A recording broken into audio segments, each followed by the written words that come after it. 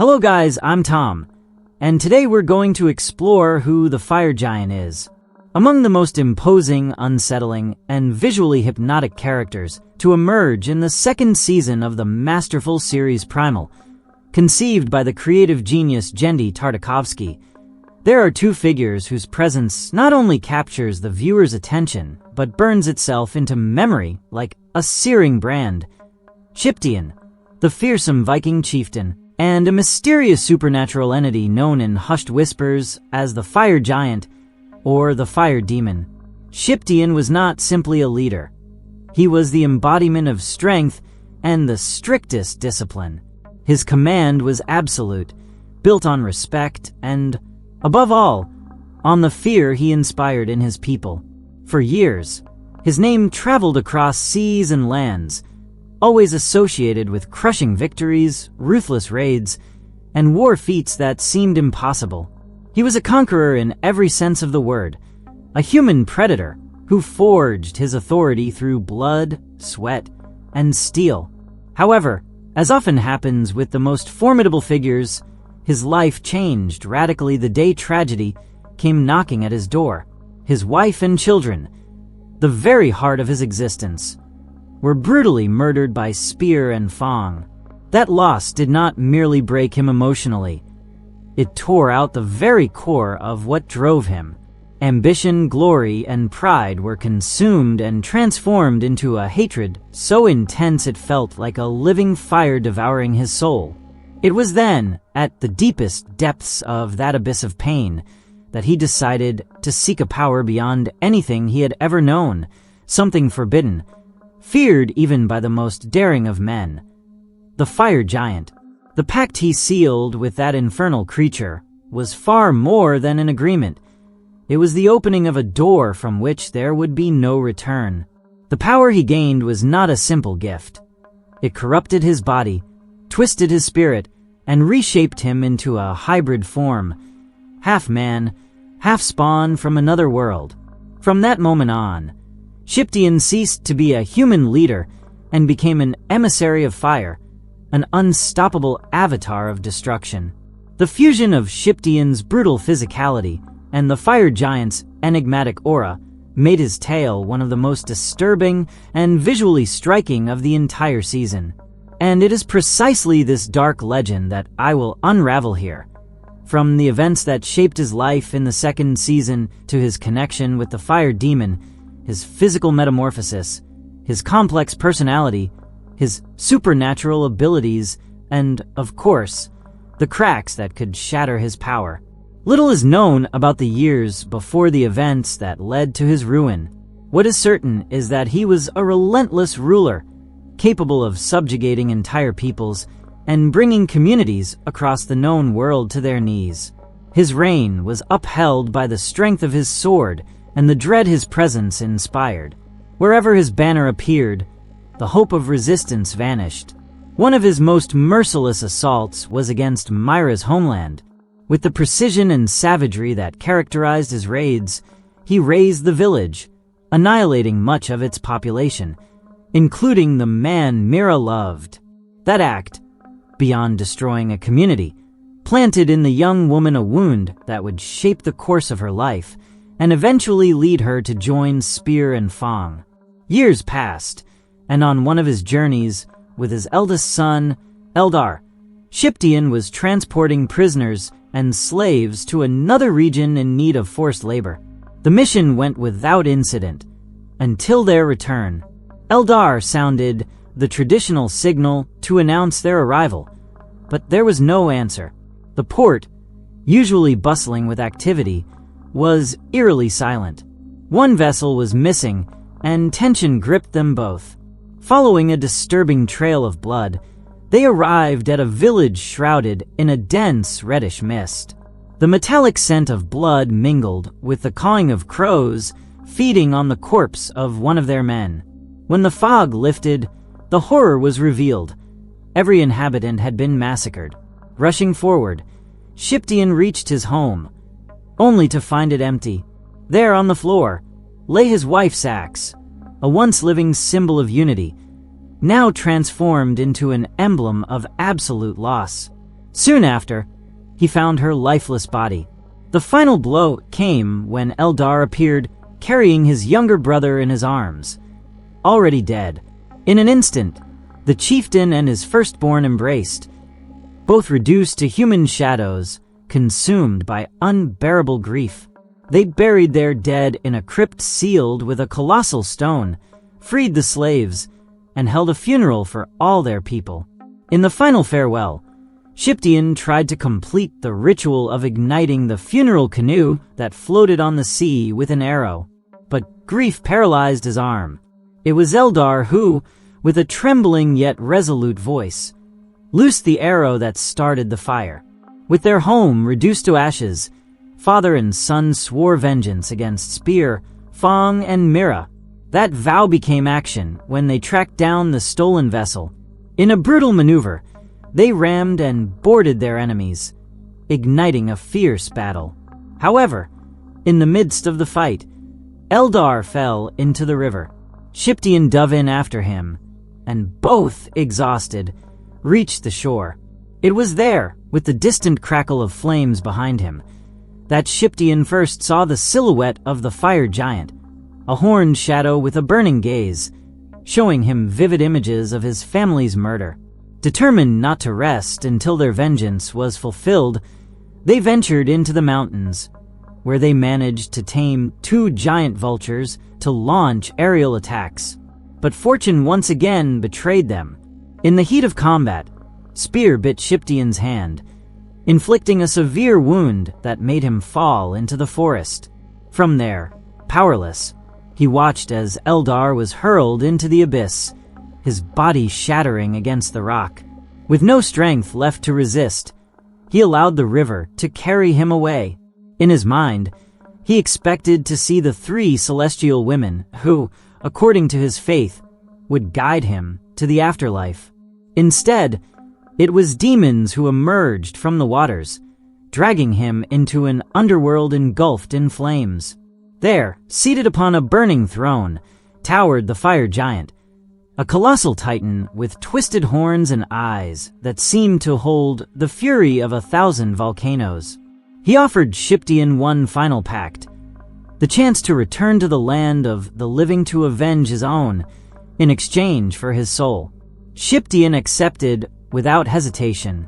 In an instant, his skin blackened like coal, his eyes blazed like embers, and a new power surged through him from head to toe. With it, he conjured a magma axe whose very presence seemed to crack the earth. Following the river's course, he reached Myra's village, where his fury unleashed a true cataclysm. Spear and Fong froze in shock at his new form. The chase drove them to the mountain, where Shiptein, in his rage, transformed into a colossal serpent of fire. In the final battle, he tried to incinerate Fong, but the dinosaur, in a superhuman effort, managed to smother the flames. Spear, though gravely wounded, faced him one last time. Both fell over a cliff, and Shiptein believed victory was his. But at the moment he saw Mira helping Spear back to his feet, the fire giant claimed what was his, stripping Shiptein of his power and dragging him back into the underworld. Thus was etched into legend the dark tale of the Viking chieftain Shiptein and his fateful pact with the fire giant, a story that perhaps has yet to reach its true end.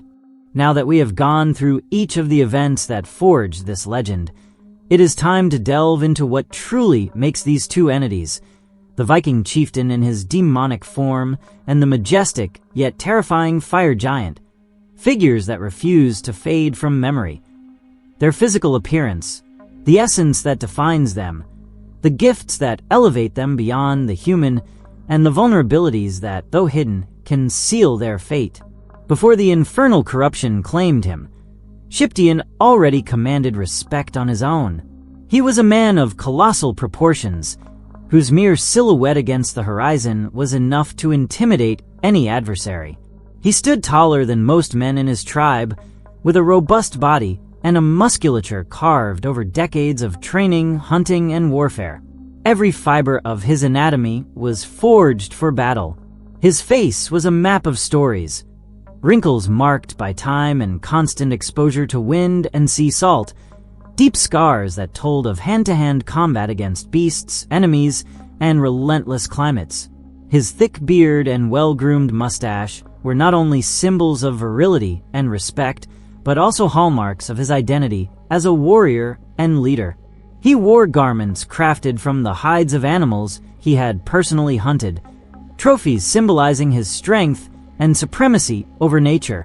His hardened leather bracelets, adorned with hand-carved runes, spoke of past victories and the protection of the Norse gods. After the tragedy that tore his life apart and left him without a family, he adopted a more elaborate armor, forged from dark metal and reinforced with ornamental details that made him appear like a specter from Viking sagas. The helmet that crowned his head, with 6 sharp horns seeming to twist toward the sky, was not merely protection. It was a visual declaration that his power and his threat were as real as they were inevitable. But everything changed when he accepted the pact with the fire giant. Shiptein's body underwent a transformation as radical as it was unnatural. His skin took on a matte black tone, like solid obsidian bathed in eternal shadow. His eyes abandoned any trace of humanity, igniting with a glowing yellow light like the core of a flame that never dies. His height and musculature grew to the point of rivaling the imposing figure of the giant himself, though he retained a more compact structure and lacked horns. His human features were almost entirely erased. His mouth vanished, as if words were no longer necessary, and yet he could manifest it as a flaming gash whenever he chose to pronounce judgment. The fire giant, on the other hand, required no transformation. He already existed as an absolute presence, a colossus of proportions beyond any human measure, with a humanoid figure wrapped in heat that ripples the air around him. His skin is as dark as a moonless night, but beneath its surface pulse incandescent lines, like the glowing fissures of a volcano. His limbs are long and elegant in form, yet end in sharp claws capable of rending stone. His feet, resembling hooves, echo hollowly when they strike the ground of the underworld. From his brow rise 2 twisted horns, black and reddish at the tips, that seem to grow toward infinity. His face is an abyss of power, eyes red as living embers that never blink and pierce the mind as though they could probe every corner of the soul. His throne, deep within the underworld, is not merely a seat. It is an altar of absolute dominion, adorned with runes and skulls blackened by eternal fire. In his presence, even the air feels heavy and scorching, forcing anyone to bow, whether out of submission or sheer survival instinct.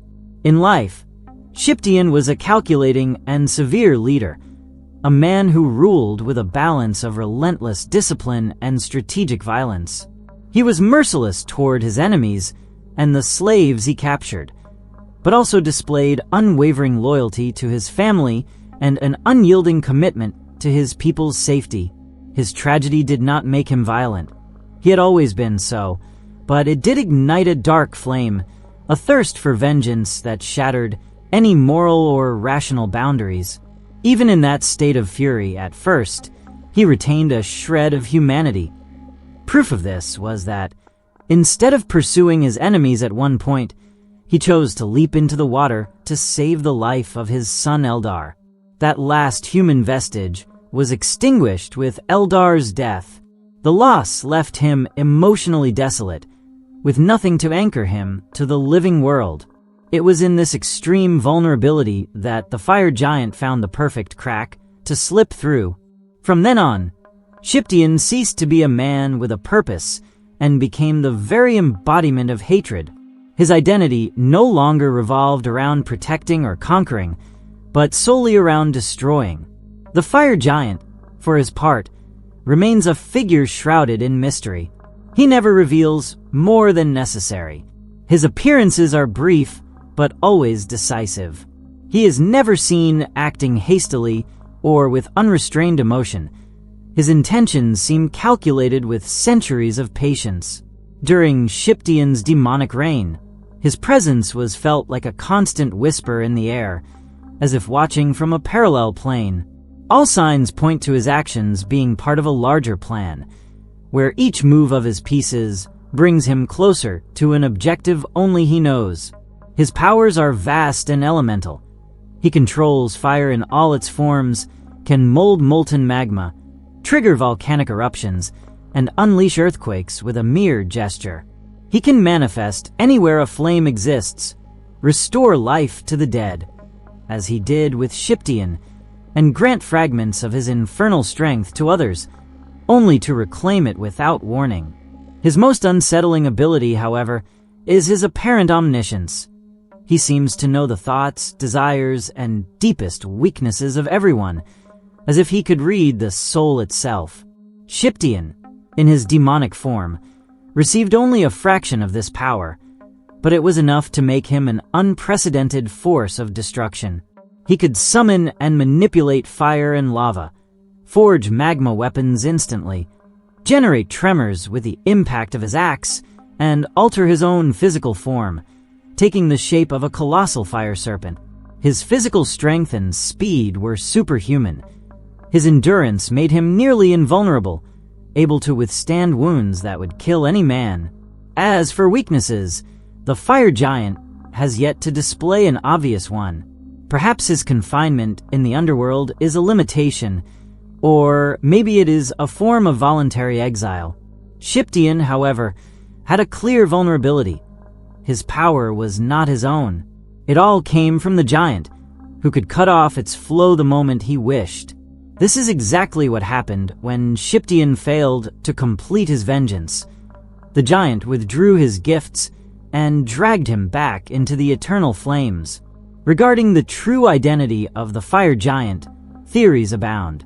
Some fans link him to figures from Norse mythology, such as Surtr, the fire-bearer of Ragnarok, basing this on his rune-covered throne and his affinity for collecting Viking souls.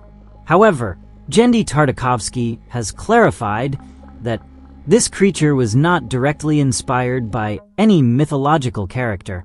He was conceived as an archetypal force, an embodiment of the darkest side of human nature, hatred, pain, and vengeance elevated to their purest and most destructive form. And so between fire and shadow, both remain in the viewer's memory as living warnings. One, a man who sold his humanity for an impossible desire. The other, a primordial force that always finds a way to collect what is owed.